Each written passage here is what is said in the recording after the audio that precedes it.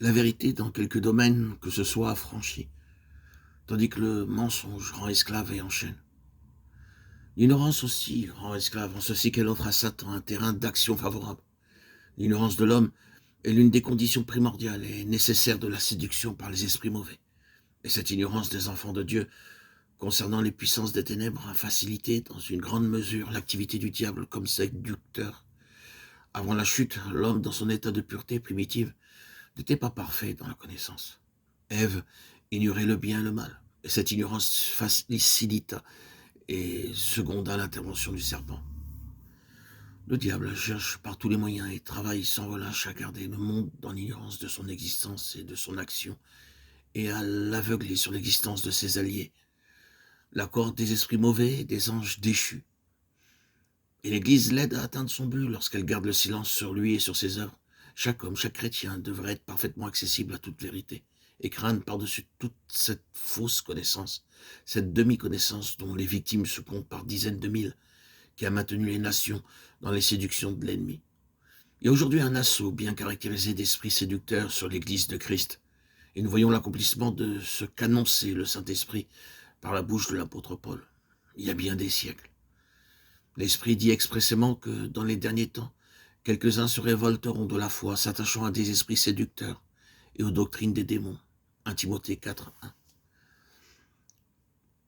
Et il y a 1800 ans que cette prophétie fut formulée. Et l'action manifeste des mauvais esprits dans l'égarement des croyants de notre époque nous montre de façon à ne pouvoir s'y méprendre que nous sommes dans ces derniers temps. À la fin de la dispensation, l'Église est en péril, et ce péril nous est prophétisé comme venant du domaine surnaturel, d'où Satan envoie une armée d'esprits enseignants pour séduire tous ceux qui sont enclins à se laisser instruire et diriger par des révélations d'ordre spirituel, afin de les détourner à leur insu de la fidélité et de l'obéissance à Dieu. L'Église est en péril. Cependant, nous la voyons inconsciente du danger qu'elle court, et malgré la prédiction si claire de l'apôtre. Elle est dans une ignorance presque complète de cette invasion d'esprits mauvais. Pour la majorité des croyants, tout ce qui est surnaturel vient de Dieu. Aussi croient-ils que toute expérience ou révélation surnaturelle sont d'essence divine. Faute de connaissance, la majorité des enfants de Dieu ne font pas la guerre, une guerre sérieuse, incessante, à l'armée des mauvais esprits. Plusieurs reculent à la seule mention de cet appel à combattre les puissances des ténèbres. Ils disent que si Christ est prêché, il est inutile de mettre en évidence Satan et son existence, non plus que d'entrer en lutte contre lui et ses légions. Cependant, ils sont nombreux les enfants de Dieu qui tombent victimes des embûches de l'ennemi, proie facile de celui qui n'est pas démasqué. Et parce que ceux qui enseignent gardent le silence sur ce point capital, l'Église de Christ entre sans aucune préparation dans les derniers temps prédits par saint Paul. Elle est environnée des légions d'esprits séducteurs dévastés par les doctrines de démons, et elle reste désarmée et impuissante devant les attaques de l'adversaire.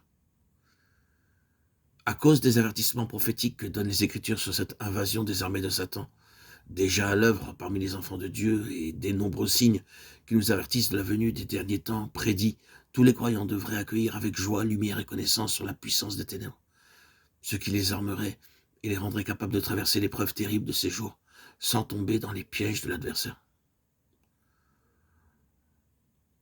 S'il ne connaît pas l'ennemi, l'enfant de Dieu peut fort bien croire qu'il combat pour la vérité, quand il combat contre la vérité, et travailler pour les esprits mauvais, en secondant leur action, quand il croit seconder l'activité divine et la servir.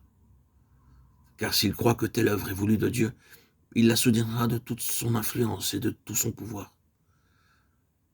Par ignorance, un homme peut donc s'élever contre Dieu, s'opposer à lui, attaquer la vérité et soutenir le diable. D'où la nécessité de la connaissance.